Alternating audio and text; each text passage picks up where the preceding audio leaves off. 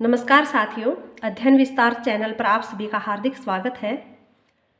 हम पढ़ रहे हैं हिंदी साहित्य का इतिहास डॉक्टर नगेंद्र द्वारा संपादित सबका प्यार सबका साथ सबका विकास के साथ शुरू करने जा रहे हैं आज की क्लास को। यवन शक्तियों के आक्रमण का प्रभाव मुख्यतः पश्चिम एवं मध्य प्रदेश पर ही पड़ा था। इन्हीं क्षेत्रों की जनता युद्धों तथा अत्याचारों से विशेषतः आक्रांत हुई थी। यही वह क्षेत्र था जहाँ हिंदी भाषा का विकास हो रहा था। अतः इस काल का समस्त हिंदी साहित्य आक्रमण और युद्ध के प्रभावों की मनस्थितियों का प्रतिफलन है। आदिकाल के इस युद्ध प्रभावित जीवन में कहीं भी संतुलन नहीं था। जनता पर विदेशी आक्रांताओं के अत्याचारों के साथ साथ युद्धकामी देशी राजाओं के अत्याचारों का क्रम भी बढ़ता चला गया। वे परस्पर लड़ने लगे और प्रजा पीड़ित होने लगी।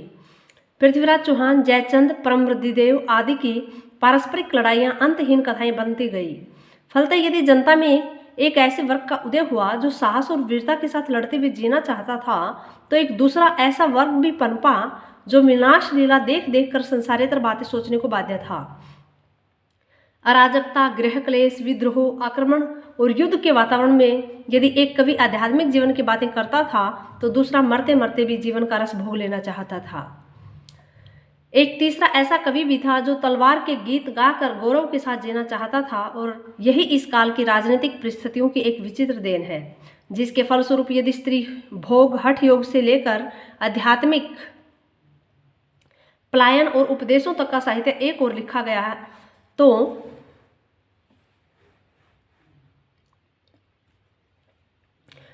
दूसरी ओर ईश्वर की लोक कल्याणकारी सत्ता में विश्वास करने, लड़ते झगड़ते जीने और संसार को सरस बनाने की भावना भी साहित्य रचना के मूल में सन्निहित हुई।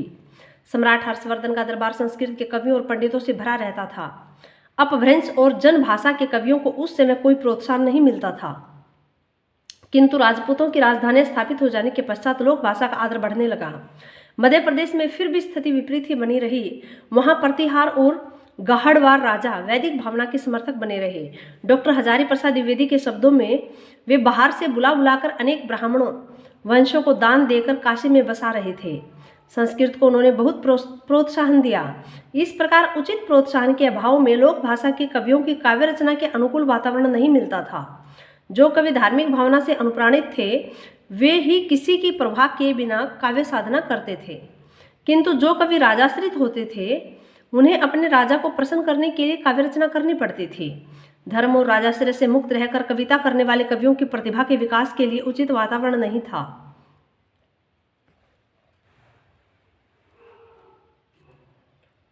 धार्मिक स्थिति।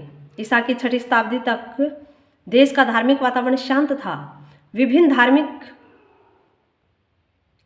संप्रदायों में परस्पर मेलजोल बढ़ने लगा। वैदिक यज्ञ, मूर्ति पूजा तथा जैन एवं बौद्ध उपासना पद्धतियां एक साथ चल रही थी। किंतु 7वीं शताब्दी के साथ देश की धार्मिक परिस्थितियों में परिवर्तन आरंभ हुआ। इस समय आलमबार और नायमबार संत दक्षिण भारत से उत्तर भारत की ओर एक धार्मिक आंदोलन लाए।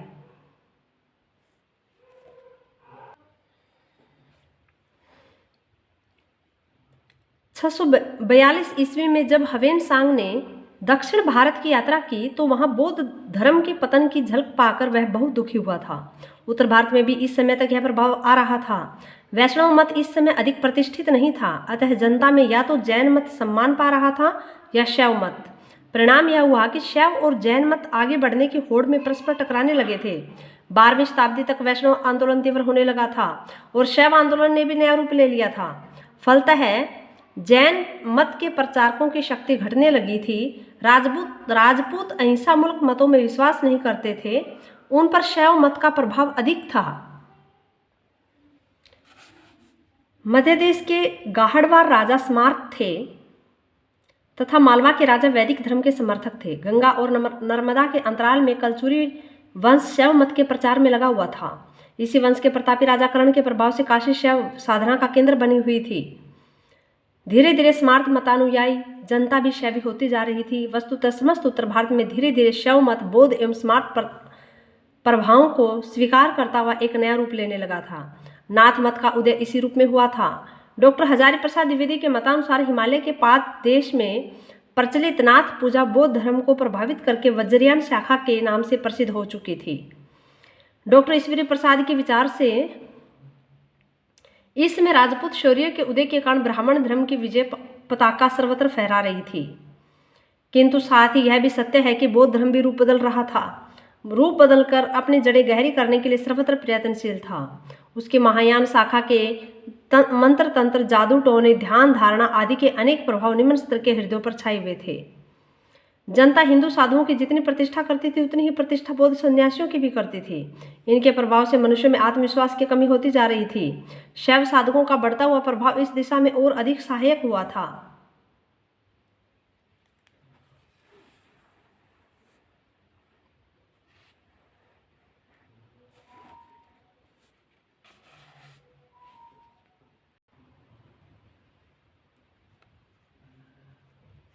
वे जनता को 84 लाख योनियों में भटकने का भय दिखाकर निरुत्साहित करने लगे थे।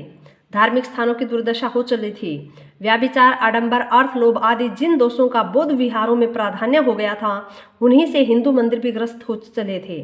पुजारी एवं महंत धर्म के सच्चे स्वरूप से अपरिचित होते जा रहे थे तथा अधिकार एवं धन का प्रलोभन प्रबल हो चला था। सोमनाथ मंदिर पर किए गए आक्रमण में महमूद की सफलता से जहां एक और शैव एवं जैन संघर्ष की सूचना मिलती है, वहीं उससे मंदिरों में बढ़े हुए विलास एवं धन संग्रह का भी पर्दा खुलता है।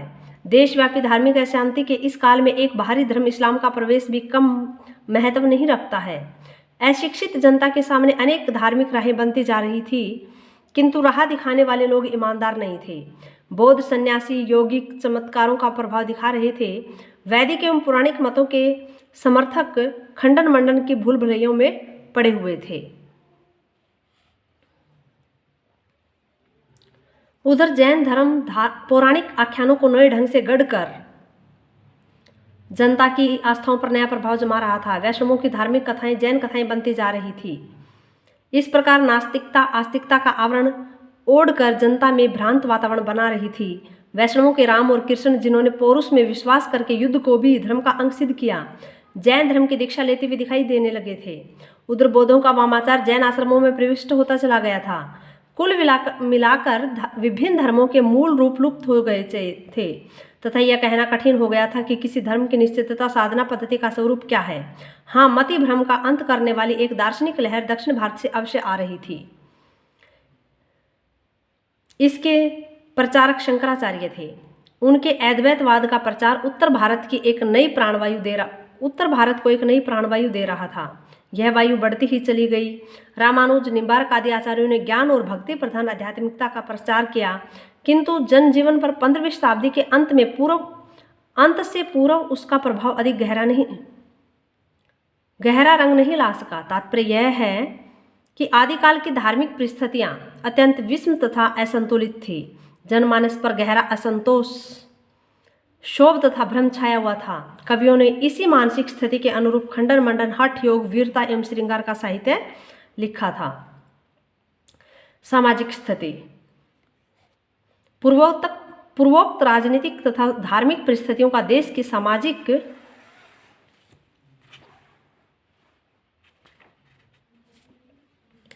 परिस्थितियों पर भी बहुत गहरा प्रभाव पड़ रहा था। जनता, शासन तथा धर्म दोनों को ओर से निराश्रित होती जा रही थी। युद्धों के समय उसे बुरी तरह पीसा जाता था। वह ईश्वर की ओर दौड़ती थी तो सर्वत्र भ्रम और असहायता की स्थिति मिलती थी। जाति पाति के बंधन कड़े होते जा रहे थे। उच्च वर्ण के लोग भोग करने के लिए थे तथा निर्धन वर्ण के लोग मानव श्रम करने के लिए ही पैदा हुए थे। नारी भी भोग्या मात्र रही थी। वह क्रय विक्रय में अपहरण की वस्तु बनती जा रही थी। सामान्य जन के लिए शिक्षा की कोई व्यवस्था नहीं थी। सांप्रदायिक तनाव बढ़ने के कारण साहित्य और शास्त्र का ज्ञान सामान्य जाति की नारियों व पुरुषों के लिए अप्राप्य बना दिया गया था। सती प्रथा भी इस समय के समाज का एक भयंकर अभिशाप थी। फलतः सामान्यतः जाति की नारी के लिए पुरुष का जीवन और मृत्यु दोनों ही भयंकर घटना बन जाते थे। अनेक प्रकार के अंधविश्वास बढ़ते जा रहे थे। साधु सन्यासियों के शापों और वरदानों की ओर लोगों की दृष्टि रहने लगी थी। योगियों का गृहस्थों पर भयंकर आतंक छाया हुआ था। जीवन यापन के साधन दुर्लभ होते जा रहे थे तथा निर्धनता सदा घेरे रहती थी। भांति भांति के पूजा पाठ, तंत्र मंत्र तथा जप तप करके भी लोग दुर्विधा युद्ध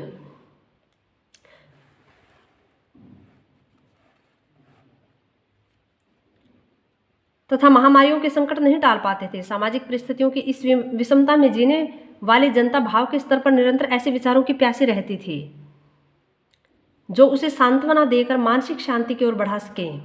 हिंदी के कवियों की जनता की इस स्थिति के अनुसार काव्य रचना की सामग्री जुटानी पड़ी। सांस्कृतिक परिस्थिति। हिंदी साहित्य का आदिकाल उस समय आरंभ हुआ जब भारतीय संस्कृति उत्कर्ष के चरम शिखर पर आरूढ़ हो चुकी थी और जब उसने भक्ति काल को अपना दायित्व सौंपा। उस समय भारत में मुस्लिम संस्कृति के स्वर्ण शिखर स्थापित होने लगे थे। इस प्रकार आदिकाल को दो संस्कृतियों के संक्रमण एवं हास विकास की गाथा कहा जा सकता है। भारत में मुस्लिम संस्कृति के प्रवेश के समय यहाँ की विभिन्न जातियों, मतों, आचारों, विचारों आदि में दीर्घ काल से चली आ रही थी समन्वय की एक व्यापक प्रक्रिया पूर्णता को पहुंच रही थी।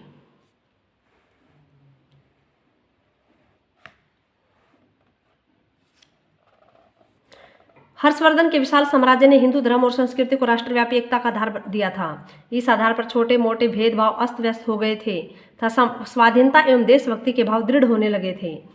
संगीत, चित्र, मूर्ति, स्थापत्य आदि कलाओं में जातीय गौरव की भावना अभिव्यक्त हो रही थी। स्थापत्य के क्षेत्र में विशेषतः मंदिरों का निर्माण धार्मिक सद्भाव का द्योतक था। भुवनेश्वर, खजुराहो, पुरी, सोमनाथपुर, बेलोर, कांची, तंजौर आदि स्थानों पर अनेक भव्य मंदिर आदिकाल के आरंभ के समय ही बनाए गए थे। आबू का जैन मंदिर, जो भारतीय स्थापत्य का बेजोड़ नमूना है, 11वीं सदी की महत्वपूर्ण देन है।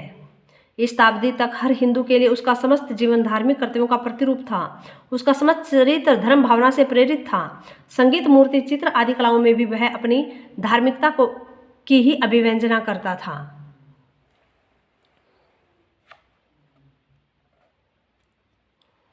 अरब इतिहासकार अलबरूनी भारतीय कलाओं में धार्मिक भावनाओं की ऐसी व्यापक अभिव्यक्ति देखकर चकित रह गया था। उसने लिखा था, वे हिंदू कला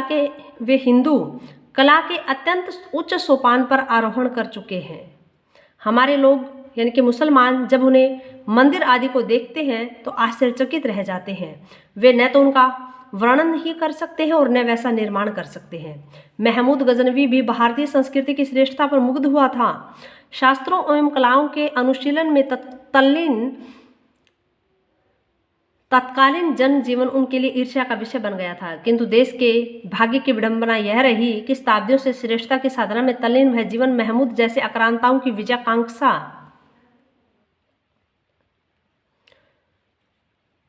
महमूद जैसे आक्रमणकारियों की विजयाकांक्षाओं का कोप भाजन बन गया और शताब्दियों तक उस कोप से मुक्ति न मिली। राजपूत राजाओं ने प्रतिरोध के लिए युद्ध तो किए, किंतु अपनी रक्षा का ध्येय बहुत कम समय तक प्रधान रहा। उनके लिए राज्य एवं व्यक्तिगत गौरव की रक्षा का नशा अधिक महत्वपूर्ण हो गया। यद्यपि फारस और अरब की 8वीं-9वीं शताब्दी से ही तसव्वुफ का प्रचार हो रहा था, किंतु आदिकाल के अंत तक भी भारत में उसका पूर्ण विकास न आ सका। यहाँ जो आक्रांता आए वे तसव्वुफ की उदार भावनाओं के समर्थक नहीं थे, इसलिए इस्लाम का वह तत्व जो संघर्षरत दो जातियों में उदारता पैदा करता भारतीय संस्कृति का पोषक तत्व न बन सका। स्पष्टतः दो संस्कृतियाँ एक दूसरे के सामने मानसिक तनाव की स्थिति में खड़ी एक दूसरे को शंका की दृष्टि से देखती रही। आदिकाल में भारतीय संस्कृति का जो स्वरूप मिला वह परंपरागत गौरव से विच्छिन्न तथा मुस्लिम संस्कृति के गहरे प्रभाव से निर्मित है। तत्कालीन जनजीवन के हर स्वरूप पर इस संस्कृति की व्यापक छाप मिलती है। उत्सव, मेले, परिधान, आहार, विवाह, मनोरंजन आदि सब में मुस्लिम रंग मिल गया है। संगीत, चित्र, वास्तु एवं मूर्ति कलाओं पर एक ऐसा पर्दा मिलता है जिसके भीतर भारतीय परंपरा धीरे धीरे क्षय होती गई है। इस काल में संगीत के क्षेत्र में नए प्रयासों का प्रतीक सन 1237 ईस्वी में रचित संगीत रत्नाकर नामक ग्रंथ है। इस काल में संगीत के क्षेत्र में नए प्रयासों का प्रतीक सन 1237 ईस्वी में रचित संगीत रत्नाकर नामक ग्रंथ है। यह अवश्य है कि इस्लामी संगीत के माध्यम से इस काल में कुछ नए वाद्य यंत्रों में से भारतीय संगीत का परिचय हुआ, जिसमें सारंगी, तबला एवं अलगोजा मुख्य है। गायन, वादन और नृत्य पर तो स्पष्टतः मुस्लिम प्रभाव की गहरी छाप मिलती है, किंतु ये कलाएं भी युद्धों के कारण विशेष आदर नहीं पा सकी। इन्हें राज दरबारों में प्रतिष्ठा तब मिली जब मुस्लिम शासन की नींव सुदृढ़ होने लगी थी और तभी मुस्लिम बादशाहों का अनुकरण करके हिंदू राजाओं ने भी अपने दरबारों में इन कलाओं को प्रवेश दिया। स्थापत्य के क्षेत्र में इस काल में ऊंची मीनारें यथा कुतुब मीनार, तथा ऊंचे दरवाजे जो मस्जिदों में मिलते हैं बनाए गए, जिन पर स्पष्टतः मुस्लिम कला का गहरा प्रभाव है। चित्रकला के क्षेत्र में इस काल के अंत में जो थोड़ा बहुत कार्य हुआ उस पर भी मुस्लिम प्रभाव पाया जाता है। हिंदू कलाकार अजंता की शैली को भूलते जा रहे थे। वे मुस्लिम विचारों और भावनाओं को भारतीय रेखाओं में अटपटे रंगों में भर रहे थे। राजपूत राजाओं के दरबार में मुस्लिम प्रभाव से चित्रकला की जो शैली आरंभ हुई उसका विकास आदिकाल के पश्चात ही अधिक हो सका। जहां एक मूर्तिकला का प्रश्न है, मुस्लिम शासक मूर्ति पूजा के विरोधी थे। आदिकाल के आरंभ तक निर्मित अधिकांश मूर्तियां धर्म से प्रभावित थी। अतः इस्लामी शासन की स्थापना से मूर्तिकला को दोहरा धक्का लगा। एक तो पुरानी मूर्तियां नष्ट भ्रष्ट हो गई थी, दूसरे नई मूर्तियों के निर्माण की संभावना कम हुई। राजपूत राजाओं को भी मूर्तिकला के विकास के लिए न तो अवसर मिलता था और न उनमें उतनी रुचि ही शेष रह गई थी। इस प्रकार आदिकाल की भारतीय संस्कृति उत्कर्षता प्राप्त निजी परंपरा के हास तथा इस्लाम के सम्मिश्रण की एक ऐसी कहानी है जिसमें कलात्मक चेतना का मुक्त और जीवंत स्वरूप बहुत कम मिलता है। साहित्यिक वातावरण। इस काल में साहित्यिक रचना की 3 धाराएं बह रही थी। प्रथम धारा साहित्यिक संस्कृत साहित्य की थी जो एक परंपरा के साथ विकसित होती जा रही थी। दूसरी धारा का साहित्य प्राकृत एवं अपभ्रंश में लिखा जा रहा था। तीसरी धारा हिंदी भाषा में लिखे जाने वाले साहित्य की थी। 9वीं से 11वीं शताब्दी तक कन्नौज एवं कश्मीर संस्कृत साहित्य रचना के केंद्र रहे और इस बीच अनेक आचार्य, कवि, नाटककार तथा गद्य लेखक उत्पन्न हुए। आनंदवर्धन, अभिनव गुप्त, कुंतक, क्षेमेंद्र, भोजदेव, मम्मट, राजशेखर, विश्वनाथ, भवभूति, श्री हर्ष तथा जयदेव इसी युग की देन है। इसी काल में शंकर, कुमारिल भट्ट, भास्कर, रामानुज आदि प्राचार्य हुए। संस्कृत के अतिरिक्त प्राकृत एवं अपभ्रंश का श्रेष्ठ साहित्य भी प्रभुत मात्रा में इस युग में लिखा गया। जैन आचार्यों ने मध्य प्रदेश के पश्चिमी सीमांत क्षेत्र में रहकर संस्कृत के पुराणों को नए रूप में प्रस्तुत किया। उन्होंने अपनी रचनाओं के लिए प्राकृत अपभ्रंश के साथ पुरानी हिंदी को भी माध्यम बनाया। इस प्रकार पूर्वी सीमांत प्रसिद्धों ने अपभ्रंश के साथ लोक भाषा हिंदी को रचनाओं में प्रयुक्त किया। इस काल का साहित्य स्पष्टतः राजा प्रजा हो चुकी थी। साहित्य स्पष्टतः राजा, धर्म और लोक के 3 आश्रमों में विभाजित हो चुका था। इनकी भाषाएं भी प्राय निश्चित हो चुकी थी। संस्कृत प्रधानतः राज प्रवृत्ति को सूचित करती थी। अपभ्रंश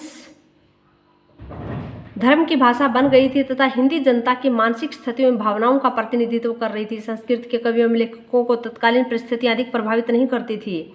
वे काव्य और शास्त्र के विनोद में ही अपनी रचनात्मक प्रतिभा का उपयोग कर रहे थे। प्राकृत तथा अपभ्रंश के कवि एवं लेखक धर्म प्रचार में लगे हुए थे। साहित्य तथा उनकी रचनाओं का सहायक अंग था। केवल हिंदी इस काल की ऐसी भाषा थी जिसमें तत्कालीन परिस्थितियों की प्रतिक्रिया प्रत्यक्ष और अप्रत्यक्ष रूप से मुखर हो रही थी। अपभ्रंश साहित्य, पृष्ठभूमि और प्रभाव। जैसा कि पहले कहा जा चुका कि आदिकाल में हिंदी साहित्य के समानांतर संस्कृत और अपभ्रंश साहित्य की भी रचना हो रही थी। इनमें से संस्कृत साहित्य का तो सामान्य जनता था, हिंदी कवियों पर उतना प्रत्यक्ष प्रभाव नहीं पड़ा था, किंतु अपभ्रंश साहित्य भाषा की निकटता के कारण हिंदी साहित्य के लिए निरंतर साथ चलने वाली पृष्ठभूमि पर काम कर रहा था।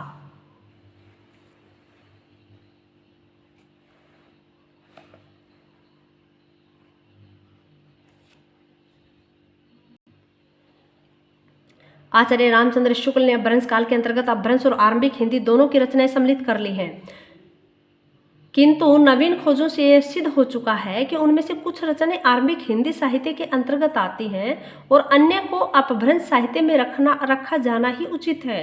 डॉक्टर देवेंद्र कुमार जैन, स्वयंभू, पुष्पदंत, धनपाल, गाहिल, कनकामर, अब्दुल रहमान, जिंदत सूरी, जोइंदू, राम सिंह, लक्ष्मीचंद या देवसेन, लुईया सिद्ध, कवि भुसुक, किलपाद, दीपंकर, श्रीज्ञान, कृष्णाचार्य, धर्मपाद, टेंटया, महीधर तथा कमलावरपाद को अपभ्रंश के कवि मानते हैं।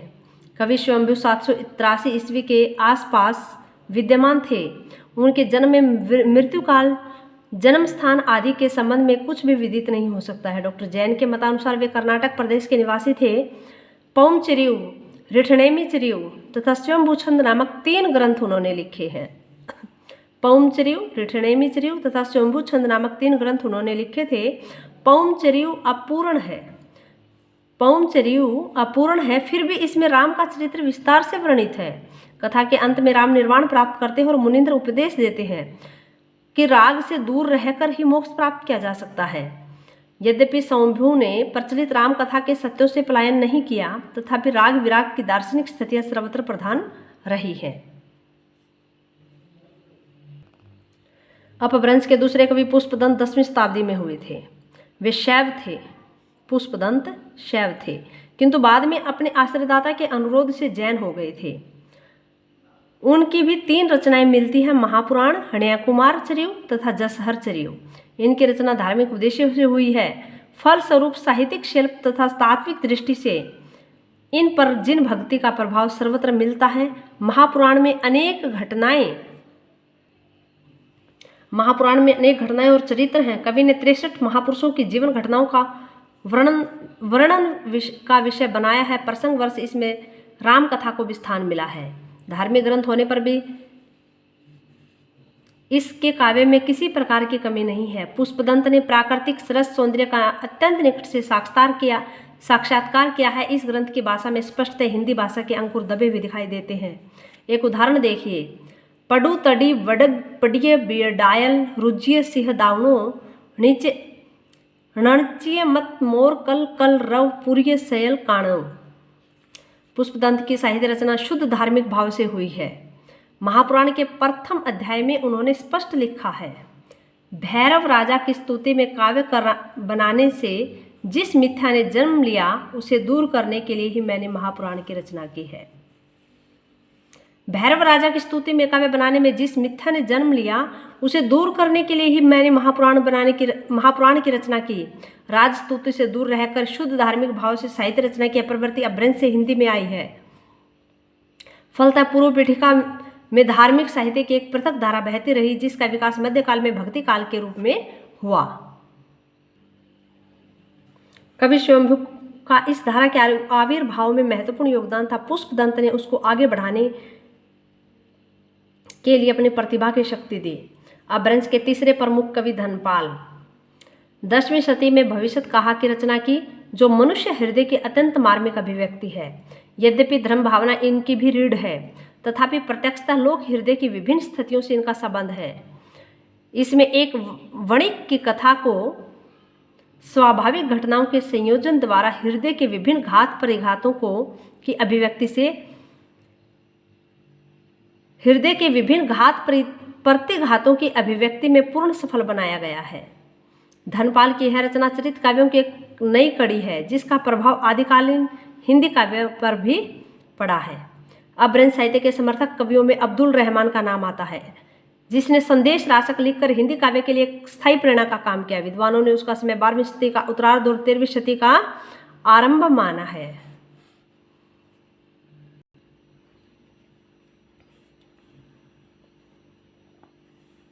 संदेश रासक एक खंड काव्य है, जिसमें विक्रमपुर की एक वियोगिनी की विरह की कथा है।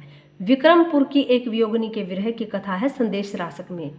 कवि ने उसका नक्सिक वर्णन तथा पति के लिए संदेश अत्यंत सहज भावभूमि पर चित्रित करके काव्य को मार्मिक बना दिया है।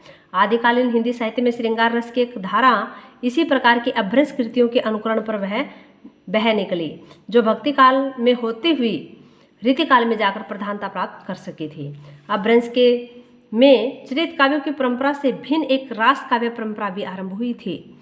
12वीं शताब्दी के जीनदत्त सूरी का उपदेश रसायन रास इस दृष्टि से उल्लेख्य है। 80 पदों का यह नृत्य गीत काव्य रास लीला के उस मूल रूप की ओर ले जाता है, जिसमें हिंदी के आदिकालीन रासो काव्य लिखे गए होंगे।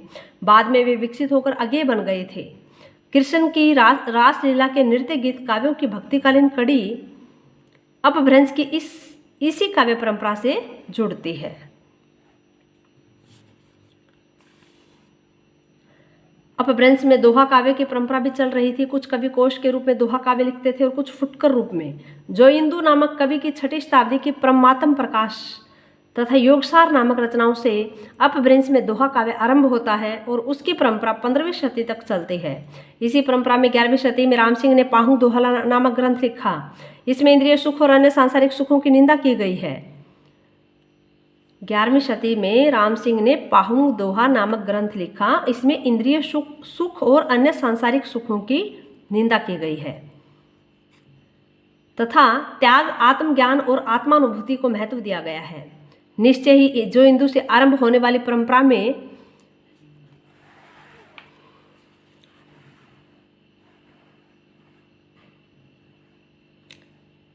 लिखित पाहु दोहा दार्शनिक काव्य रचना की एक ऐसी कड़ी है जो हिंदी साहित्य में आदिकाल से रीतिकाल तथा निरंतर जुड़ती चली गई है। अपभ्रंश के दोहों में ही उपदेशों के साथ साथ श्रृंगार और वीर रसों के व्यक्त करने वाले दोहे भी मिलने लगे थे, जिनकी परंपरा में हिंदी दोहा काव्य का विकास हुआ। आदिकाल की उपलब्ध सामग्री। आदिकालीन हिंदी साहित्य की उपलब्ध सामग्री के दो रूप हैं। प्रथम वर्ग में वे रचनाएं आती हैं जिनकी भाषा तो हिंदी है परंतु अपभ्रंश के प्रभाव से पूर्णतः मुक्त नहीं है, और द्वितीय प्रकार की रचनाएं वे हैं जिनको अपभ्रंश के प्रभाव से मुक्त हिंदी की रचनाएं कहा जा सकता है। अब अपभ्रंश प्रभावित हिंदी की रचनाएं इस प्रकार हैं: सिद्ध साहित्य, श्रावकाचार, नाथ साहित्य, राउलवेल, उक्ति व्यक्ति प्रकरण, भरतेश्वर बाहुबली रास, हमीर रासो, वर्ण रत्नाकर गद्य में है। निम्नांकित रचनाएं अपभ्रंश के प्रभाव से मुक्त हिंदी की रचनाएं मानी जाती हैं: खुमान रासो, ढोला मारूरा दुहा, बिसलदेव रासो, पृथ्वीराज रासो, परमाल रासो, जयचंद प्रकाश, जयमंक जस चंद्रिका,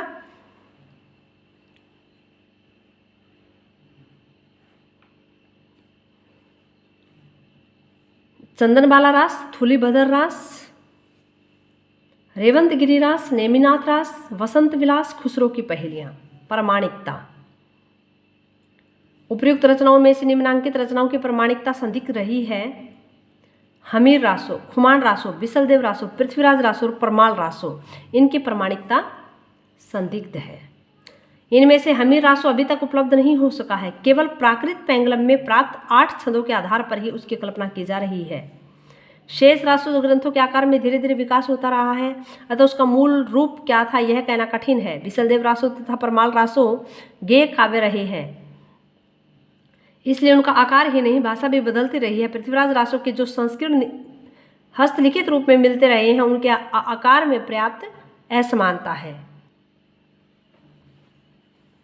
शेष रासो ग्रंथों के आकार में धीरे धीरे विकास होता रहा है, अतः उसका मूल रूप क्या था यह कहना कठिन है। बिसलदेव रासो तथा परमाल रासो गेय काव्य रहे हैं, इसलिए उनका आकार ही नहीं भाषा भी बदलती रही है।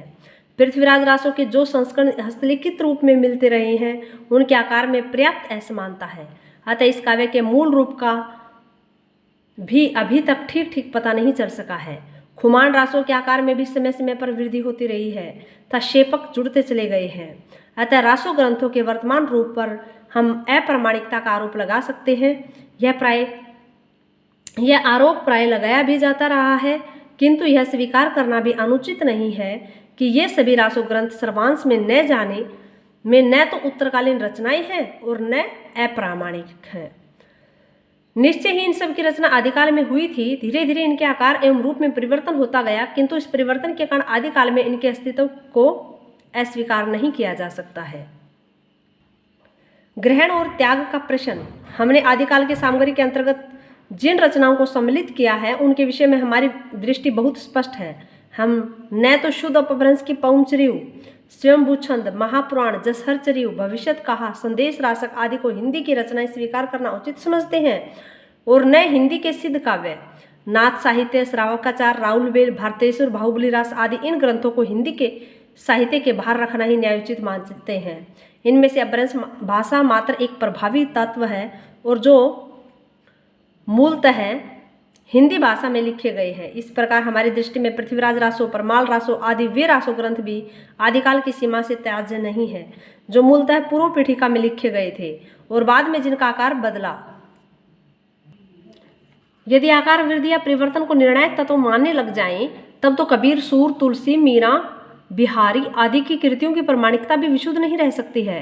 एक अन्य तर्क यह भी दिया जाता रहा है कि जो रचनाएं जैन और बौद्ध धर्मों के विषय में लिखी गई हैं वे साहित्यिक रचनाएं नहीं हैं, अतः उनको साहित्य के इतिहास में स्थान नहीं मिलना चाहिए। आचार्य रामचंद्र शुक्ल इस मत के पोषक हैं, किंतु डॉक्टर हजारी प्रसाद द्विवेदी इस निर्णय से सहमत नहीं है। उन्होंने इस संबंध में जो मत व्यक्त किया है वही अधिक तर्कसंगत है। वे लिखते हैं, कई रचनाएं जो मूलतः जैन धर्म भावना से प्रेरित होकर लिखी गई हैं निसंदेह उत्तम काव्य हैं और हमीर रासों की भांति साहित्यिक इतिहास के लिए स्वीकार्य हो सकती है। यही बात बौद्ध सिद्धों की कुछ रचनाओं के बारे में भी कही जा सकती है।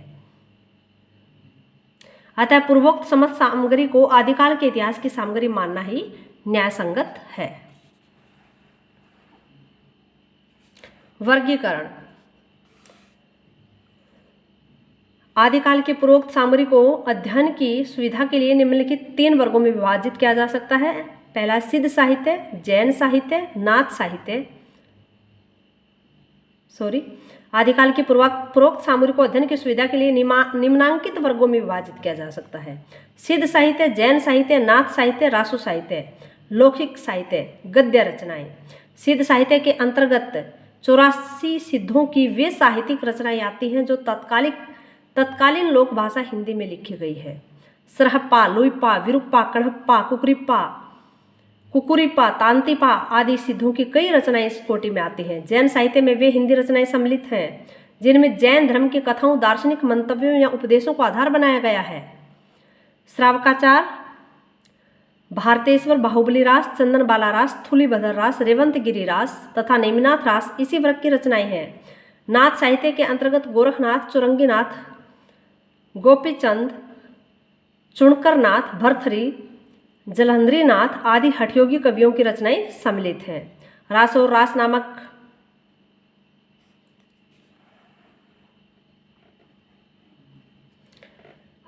रास नामों वाली सभी पुस्तकें रासो साहित्य का अंग नहीं है। हमने रासो साहित्य के अंतर्गत उन्हीं रचनाओं को लिया है जिसमें राजाओं की ऐतिहासिक वीरगाथाएं मिलती हैं। इस वर्ग में हमीर रासो, खुमान रासो, बिसलदेव रासो तथा पृथ्वीराज रासो सम्मिलित हैं। कुछ ऐसी रचनाएं भी इसी काल में रखी गई हैं जो उपयुक्त किसी भी वर्ग में नहीं आती हैं। उन रचनाओं में लौकिक विषयों को मुख्य आधार बनाया गया है, अतः हम उन्हें लौकिक साहित्य वर्ग में रख सकते हैं। ढोला मारू राधुआ, जयचंद प्रकाश, जयमंक, जसचंद्रिका, वसंत विलास और खुसरो की पहेलियां आदि इसी कोटि की रचनाएं हैं। धन्यवाद। शेष आगे की वीडियो में